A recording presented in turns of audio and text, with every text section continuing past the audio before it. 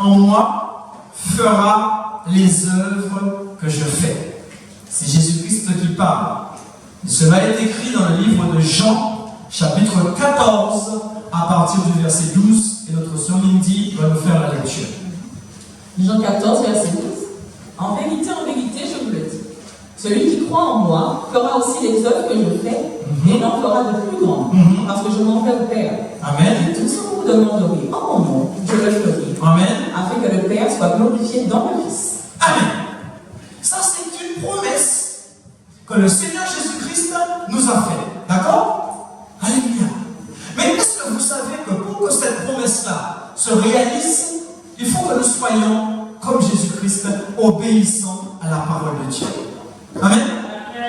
Le Seigneur Jésus-Christ, qui était Dieu lui-même, lorsqu'il sort de son trône de grâce pour venir nous assister et venir comprendre ce qui se passe dans le cœur de l'homme, parce que Dieu ne comprenait plus rien. Il avait tout essayé. Mais il va venir lui-même pour comprendre et il va s'incarner dans l'homme, en Jésus-Christ, pour comprendre. Il va le faire avec obéissance.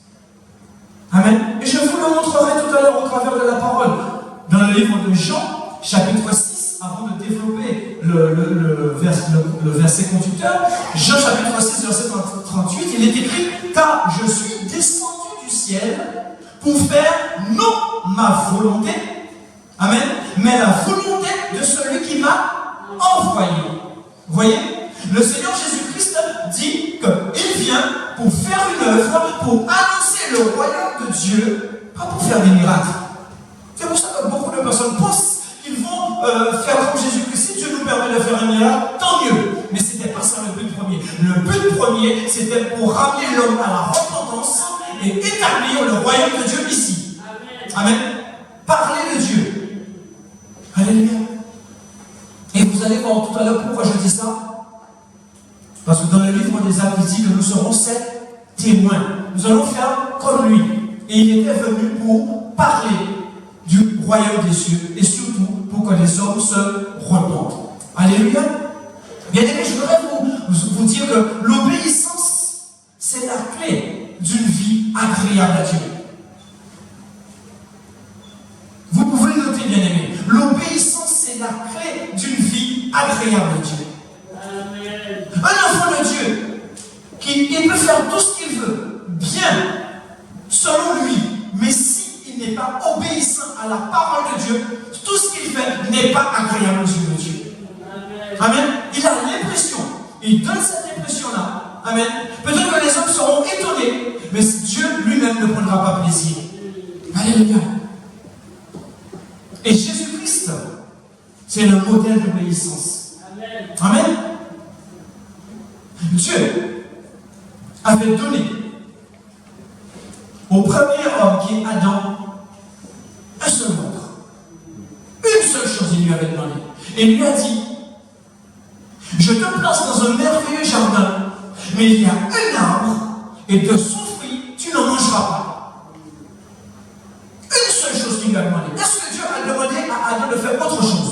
Non. Il lui a dit, fais tout ce que tu veux, il a donné d'autres directives après. Mais il lui a dit, la première chose qu'il lui demande, tu ne toucheras pas au fruit de cet arbre-là. Et qu'est-ce qu'il fait? Il ne fait pas la volonté de Dieu, il fait sa volonté. Et cela nous poursuit jusqu'à aujourd'hui. C'est pour cela que Jésus-Christ est venu, pour rétablir l'équilibre. Pour rétablir ce que Dieu voulait, l'obéissance de l'homme. Alléluia. Et on voit tout le contraste entre Adam et Jésus-Christ. La conduite invariable de Jésus-Christ plaît à Dieu. Et il fait quoi? Il fait la volonté de celui qu'il a envoyé. Amen. Dans le livre de Hébreux, chapitre 10, verset 7, si tu peux nous l'afficher, je vais vous le lire en attendant. Il dit, voici, je viens pour faire, ô Dieu, ta volonté. Amen. Vous voyez? Amen, il est là. Tu peux y aller. Alors j'ai dit, voici, je viens dans le rouleau du livre il est question de moi, pour faire, ô Dieu, ta volonté. Amen. Alléluia. pour faire ta volonté. Le Seigneur disait même à ses disciples, dans le livre de Jean, chapitre 4, verset 34, ma nourriture. Vous savez qu'on ne peut pas tenir debout si on ne mange pas. Amen. Il faut quand même qu'on mange. Mais il dit qu'il n'avait même pas besoin de manger physiquement, mais sa nourriture était de faire la volonté de Dieu. Amen. Jean chapitre 4, verset 34. Jésus leur dit, ma nourriture est de faire la volonté de celui qui m'a envoyé et d'accomplir son œuvre. Et d'accomplir son œuvre. L'œuvre que je vous parle tout à l'heure, et cette œuvre que nous avons vue tout à l'heure en préambule, en titre, ce n'était pas de faire des miracles.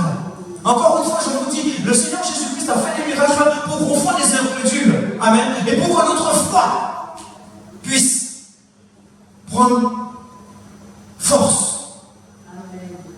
Pour que la foi de certains soit éprouvée.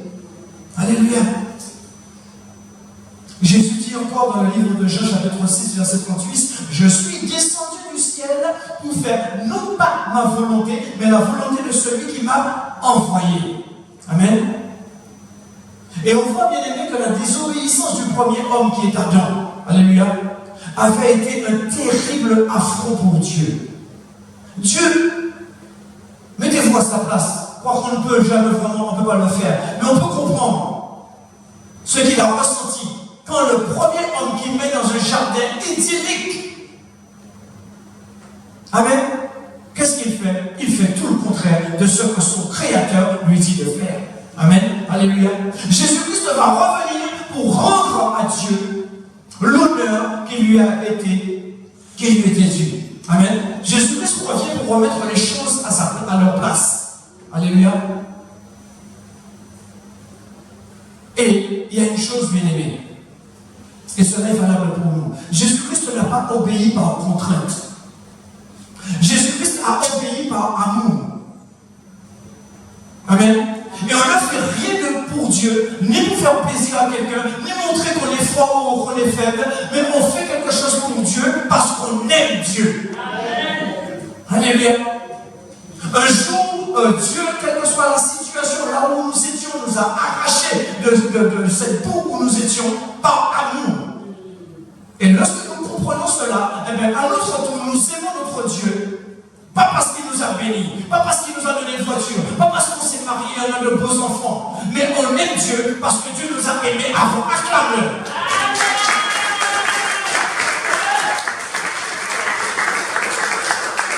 Alléluia.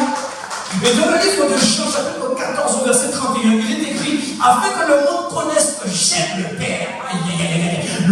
Le Seigneur Jésus-Christ dit, il est venu pour faire la volonté de son papa, pour montrer au monde qu'il aime son papa. Alléluia. Amen. Vas-y. Mais afin que le monde sache que j'aime le Père et que j'agis selon l'ordre que le Père m'a donné, levez-vous, partons d'ici. Amen. Alléluia. Pas par contrainte, bien-aimé, mais par amour. Bien-aimé, il y a une chose que vous devriez aussi savoir. Dieu, Jésus c'était Dieu. Amen. Il n'avait pas besoin d'obéir. Mais dès qu'il quitte son trône de grâce, est incarné en Jésus-Christ qui deviendra homme, tout de suite, il met en place ce que l'homme doit faire. Il obéit. Amen. Alléluia. Étant devenu homme, bien-aimé, le Seigneur a montré ce qui convenait à cette condition. Ce qu'il devait faire, une obéissance inconditionnelle à Dieu. Et cette obéissance-là l'a conduit à la croix. Pourquoi? Pour que toi et moi, nous puissions avoir l'opportunité de lui ressembler. Amen. Amen. Si le Seigneur Jésus-Christ n'avait pas été à la croix, toi et moi, nous n'aurions pas pu être là. Amen. Amen. Et on parlera plus tard dans la prédication du Saint-Esprit. Puisqu'aujourd'hui, tout le monde parle du Saint-Esprit, mais ça fait très longtemps que le Saint-Esprit est dans le cœur et dans la vie de chaque bien-aimé qui aime le Seigneur. Amen. Amen. Alléluia. Dans le livre de Philippiens, regardez comment le Seigneur s'humilie pour que toi et moi nous soyons libres aujourd'hui. Philippiens chapitre 2, verset 8. Il s'est abaissé lui-même et étant devenu obéissant jusqu'à la mort. Amen. et à la mort de la croix. Alléluia. Amen. Il s'est humilié lui-même, se rendant obéissant jusqu'à la mort, même jusqu'à la mort de la croix. Amen. Dieu a été pleinement glorifié par l'obéissance parfaite de l'homme Christ Jésus. Amen. Alléluia. Le Fils de l'homme, Christ Jésus. Dieu veut, bien aimé, que nous le servions en priorité de toute notre pensée, de tout notre cœur, de toute notre attitude. Je dis bien attitude. Parce que l'attitude d'un enfant de Dieu ne doit pas être variant, ne doit pas varier, ne doit pas être changeant. Un enfant de Dieu reste un enfant de Dieu, quel que soit là où il est et quelle que soit la circonstance. Amen. Alléluia. Un enfant de Dieu prend des décisions, prend des dispositions pour corriger sa façon de faire, sa façon de parler, sa façon d'agir. Mais un enfant de Dieu reste un enfant de Dieu. Amen. On ne peut pas être un enfant de Dieu et dire à partir de maintenant je vais changer et devenir quelque chose d'autre. Ça veut dire que le diable a piqué ton cœur. Et c'est ce qui est arrivé à Judas. Alléluia. Parce que lorsque tu es ferme, les pieds, comme on dit, campés en Jésus-Christ, on ne bouge pas. Amen. Quel que soit ce qui peut arriver. Amen. Parce que nous savons très bien que la main de l'Éternel est sur nous. Amen. Alléluia. Coronavirus ou pas coronavirus. Quelle que soit la difficulté, ça s'appelle coronavirus, mais c'est une épreuve, comme toute épreuve. Amen. Amen. Et là, il y avait une grosse distraction, parce que dans le livre de Luc, chapitre 21, le Seigneur a dit, premièrement, il arrivera ça. Et ensuite, il y aura encore d'autres choses. Êtes-vous prêts à affronter ces choses? Est-ce que vous êtes suffisamment ancrés en Jésus-Christ pour affronter ces choses? Amen. Alléluia. Quand je vois comment la panique envahit certains enfants de Dieu, est-ce que vous croyez qu'on est prêt à subir quelqu'un avec une épée qui met l'épée juste ici et dit, si tu dis j'aime Jésus, je te pique? Est-ce que tu es prêt à vivre ça? Oui. Amen. C'est ça qu'il faut comprendre, bien aimé. Et nous parlons du Saint-Esprit. Eh bien, si tu as le Saint-Esprit, tu ne penseras même pas à l'agresseur. Tu te dis, ben, tu veux me piquer physiquement, tu veux prendre ma vie, eh bien, je suis déjà là-haut dans les bras de mon papa. Amen. Alors le dire et le faire, c'est deux choses différentes. Amen. Peut-être que même moi-même qui vous prêche la parole, si ça m'arrive, je ne sais pas comment je vais réagir. Mais je prie Dieu pour que je réagisse selon le cœur de Dieu. Amen. Amen. Alors on me parle de faire ce que Dieu a fait. Le Seigneur savait qu'il devait aller à la croix. Et il a dit, Seigneur, il a dit, Père, si je pouvais, mais que ce soit ta volonté qui se fasse, non la mienne. Alléluia. Bien aimé, tout ce que je vous dis là, ça a une importance, mais capitale. On veut faire les miracles. On est toujours dans le spectacle. On est toujours dans le spectaculaire. Mais ce n'est pas le spectaculaire que le Seigneur cherche. Le Seigneur cherche des cœurs, des hommes et des femmes vrais, authentiques, qui l'aiment de toute leur force. Acclame la parole de Dieu.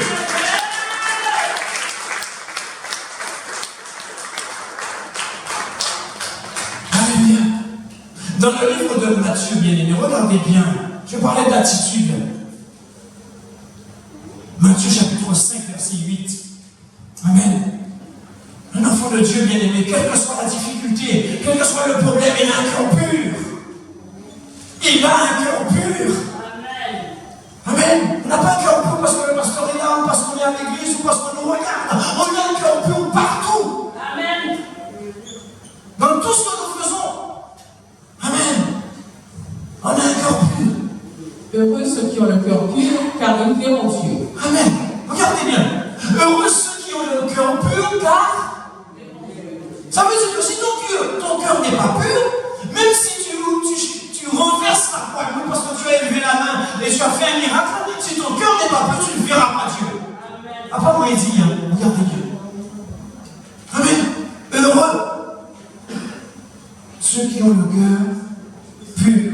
Amen. Alléluia. Et lorsque nous avons le cœur pur, nous entendons la voix de Dieu.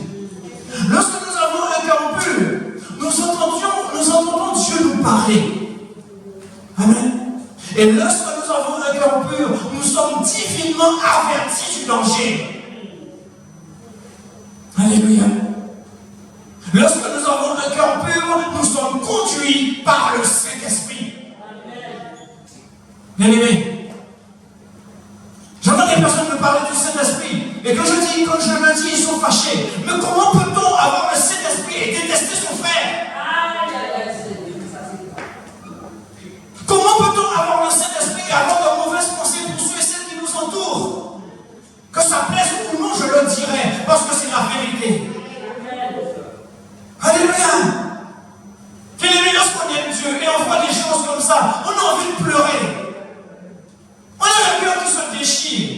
Et on se dit, est-ce que ça valait le coup que le Seigneur nous arrache de là où nous étions pour que nous soyons comme ça aujourd'hui? Si on ne connaissait pas Dieu, je comprendrais. Mais lorsqu'on connaît Dieu, même si les choses sont difficiles, même si ce que tu fais me déplaît, je dois prendre sur moi et continuer à t'aimer. Amen. Alléluia. Aujourd'hui, je vois pour une pécadille, les gens partent dans tous les sens. Je ne parle même plus du coronavirus. Pour moi, c'est que ça. Amen. Le Saint-Esprit. Alléluia. Celui qui croit en moi fera les œuvres que je fais. Si tu n'aimes pas ton frère, comment tu peux faire les œuvres de Dieu? Comment tu peux faire ce que Jésus-Christ a fait? Bien-aimés, je vous disais, les œuvres ne sont pas importantes, bien-aimés, pour notre salut. Amen. Mais elles le sont pour celui des autres. Quand quelqu'un d'autre qui ne connaît pas Dieu te voit agir, voit ton comportement, voit ta sagesse, voit ton amour, voit ta compassion, voit ta gentillesse avec ton épouse et ton époux, avec tes enfants, la personne s'arrête et dit, waouh, voilà un bon modèle. Et Dieu dit, voilà quelqu'un en qui je mets toute mon affection. Parce que cette affection-là ne vient pas de toi. Cette affection-là vient du Saint-Esprit et vient de Dieu. Amen. Et tu le répètes. Et ça fait du bien à l'autre, pas à toi. Amen. Aujourd'hui, c'est le contraire. On fait tout pour notre propre besoin.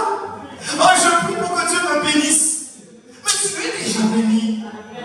Le fait d'être enfant de Dieu, baptisé, faisant partie de la maison de Dieu, des gens de Dieu, tu es déjà béni. Fais quelque chose pour que celui qui ne l'est pas le soit. Aïe, aïe, aïe, aïe, aïe, aïe, aïe, aïe, alléluia, alléluia. Amen. Et tout cela, bien aimé, cela découle de l'obéissance. Si nous obéissons à la parole de Dieu, même si nous faisons quelque chose qui n'est pas la parole de Dieu, le Saint-Esprit va nous corriger, il va nous interpeller. On entendra quelque chose qui va nous dire, oula, tu diras, tu pars dans tous les sens, arrête-toi. On a le droit de partir en vie, on a le droit d'avoir des idées, on a le droit d'avoir des pensées, mais stop, dès que ces pensées-là ne sont pas la parole de Dieu, je m'arrête. Alléluia. Un enfant de Dieu qui est rempli de la puissance du Saint-Esprit, il bouillonne, il est en joie, il a envie. Amen. Alléluia. Dans le livre de Jean, chapitre 14, verset 11, pour revenir à notre sujet, il dit, si vous me croyez, si vous ne me croyez pas, croyez du moins à cause des œuvres elles-mêmes. Alléluia. Croyez-moi. Croyez-moi. Je suis dans le Père. Je suis dans le Père. Et le Père est en moi. Le Père est en moi. Croyez du moins à cause de ces œuvres. Amen. Alléluia. Croyez à cause de ces œuvres. Les œuvres que tu vas faire, amen, ce n'est pas toi, ce sont les œuvres de Dieu. Amen. Amen. Alléluia. C'est Dieu qui va te mettre à cœur de faire quelque chose pour la gloire de son nom. Amen. Alléluia. Pour que d'autres personnes comme toi se repentent et viennent au Seigneur. Alléluia. Et Jésus-Christ était l'image la plus parfaite du Père qui nous a été donné de voir sur cette terre. Alléluia. En regardant les œuvres de Jésus-Christ, bien aimé, on voit. C'était tout ce que Dieu nous demandait de faire. Amen. Il dit, je suis dans le Père et le Père est en moi. Les paroles que je vous dis, je ne les dis pas de moi-même. Le Père qui demeure en moi, c'est lui qui le dit. Amen. Souvenez-vous, le Seigneur Jésus-Christ disait, je fais ce que je vois faire le Père. Amen. Amen. Alléluia. À notre tour, bien-aimés, nous devions chercher à imiter Jésus-Christ de Nazareth. Amen. Nous devons vraiment prendre conscience qu'aujourd'hui, nous sommes à la place de Jésus-Christ dans ce monde contemporain pour apporter la bonne nouvelle. Amen. Voilà ce que le Seigneur était venu faire. Apporter la bonne nouvelle. C'est vrai que cela a été accompagné des miracles et des prodiges. C'est parce que le Seigneur dit, voilà les miracles et les prodiges qui accompagneront ceux qui auront cru. Amen. Pour pouvoir confondre certaines personnes, le Seigneur va nous permettre de faire certaines choses exceptionnelles. Mais le but, in fine, jusqu'à la fin, ce n'était pas ça. C'est pas ce que le Seigneur voulait.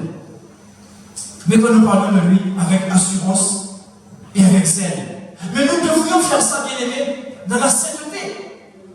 On ne peut pas parler de Dieu si nous ne sommes pas saints. C'est ce que le Seigneur avait dit à Moïse dans le livre de Lévitique, chapitre 19, verset 2. Il dit, soyez saints, car moi, le Seigneur, votre Dieu, je suis saint. Tu veux faire comme le Seigneur Jésus-Christ, mais tu n'es pas sainte. Tu n'es pas saint. Ta bouche ne reste pas en place. Si tu veux faire les œuvres de Dieu, arrête. Amen. Alléluia. Je parlais, bien aimé, de la sanctification.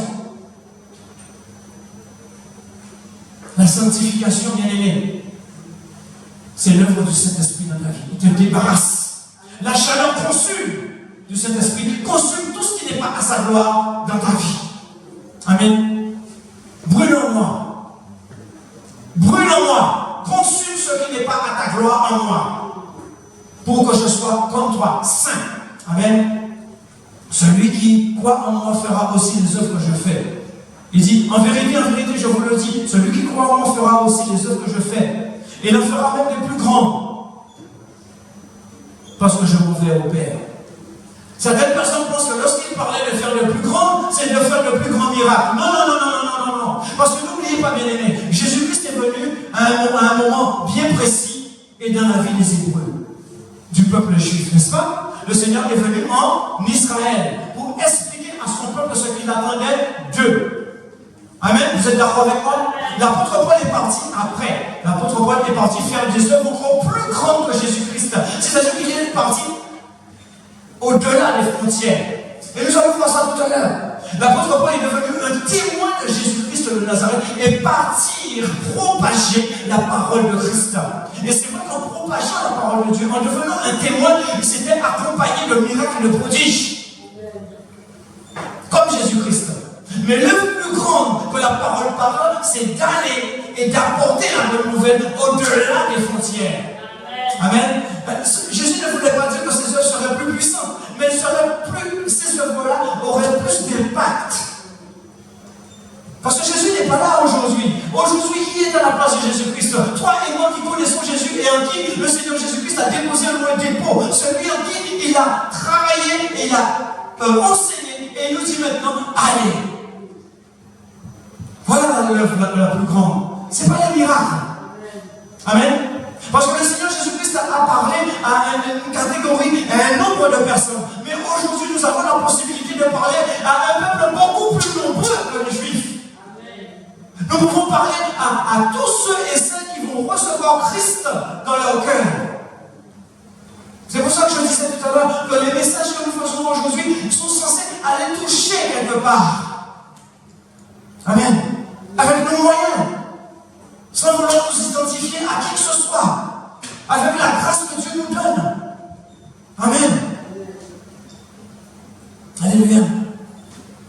Le croyant deviendrait des témoins pour le monde entier grâce à l'habitation du Saint-Esprit. Maintenant que tu es un enfant de Dieu et que tu es habité par le Saint-Esprit, que le Saint-Esprit est en toi, tu deviens, comme Jésus-Christ, un messager ou une messagère de bonnes nouvelles. Amen. Alléluia. Plus d'impact. Dans le livre des Actes, nous allons pas tarder à finir. Acte chapitre 1, verset 8. Regardez bien ce qui est écrit. Acte 1, verset 8.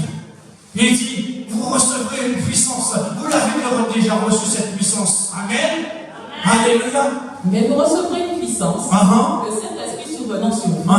Et vous serez mes témoins. Vous serez mes témoins. Amen. Voilà l'œuvre plus grande. Vous serez mes témoins et vous ferez encore plus que moi en parlant de Dieu. Amen. Vous irez encore plus loin. Je vous disais que le périmètre de proclamation de la parole de Dieu pour Jésus-Christ s'arrêtait, se limitait quelque part quand il est venu, je dis bien physiquement, pour son peuple. Mais il voulait que cette parole-là soit propagée. Amen. Et il voulait le faire avec qui? Avec tous ceux et celles comme vous et moi qui vont le recevoir comme sauveur et maître. Amen. Il nous donne le mandat. Il nous donne le mandat pour y aller. Amen. Vous recevrez une puissance. Continuez. Le Saint-Esprit survenant sur vous, et vous serez mes témoins à Jérusalem, dans toute la Judée, dans la Samarie et jusqu'aux extrémités de la terre. Amen. Alléluia. La présence du Consolateur en nous, bien-aimés, nous permettra de conduire une multitude de personnes à Christ. Amen. Alléluia. Et même les plus grands hommes de Dieu que la terre a pu porter, tout ce qu'ils ont pu faire, c'est grâce au Saint-Esprit. Amen. Alléluia. Et aujourd'hui, bien-aimés, voilà l'œuvre grande que le Seigneur veut que nous fassions, que nous soyons des témoins, mais des témoins qui reflètent la vie de Jésus. On ne peut pas être un témoin et avoir des casseroles qui nous traînent derrière. Amen. Amen. Alléluia. La sainteté. Et que faire pour avoir un héritage éternel? Luc chapitre 10, verset 25. Alléluia. Que faire? Alléluia. Un docteur de la loi se leva et dit à Jésus pour l'éprouver: Maître, que dois-je faire pour hériter la vie éternelle? Amen. Que dois-je faire pour hériter la vie éternelle? Faire les œuvres que le Seigneur a faites. Amen. Se repentir, recevoir Jésus-Christ et devenir un témoin. Amen. Un témoin qui obéit. Un témoin qui fait la volonté de son Père. Alléluia. Et on ne remplit pas, bien-aimés, les œuvres de Dieu afin d'en tirer un avantage quelconque. Amen. Amen. Mais on le fait par pur amour. Dis avec moi, par pur amour. Amen. Et pour qu'en voyant la miséricorde divine en action, en moi, en toi, en nous, ceux qui le voient vont croire aussi en celui qui nous a envoyés. Amen. Ceux qui vont voir la grâce de Dieu dans notre vie viendront aussi à celui qui met cette grâce en nous. Amen. Et pour finir, nous allons prendre le livre de Jacques, chapitre 2, et au verset 5, le dernier verset biblique. Amen. Jacques 2,5 dit. Alléluia. Écoutez mes frères bien-aimés. Écoutez mes frères bien-aimés. Dieu n'a-t-il pas choisi les pauvres aux yeux du monde? Amen. Pour qu'ils soient riches en la foi? Riches. Regardez bien. En quoi? Dis avec moi. En la foi. En la foi. Amen.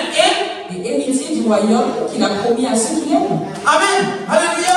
Répétez ça avec moi. Écoutez frères bien-aimés. Dieu n'a-t-il pas choisi les pauvres aux yeux du monde pour qu'ils soient riches en la foi et héritiers du royaume qu'il a promis à ceux qui aiment? Acclame-toi.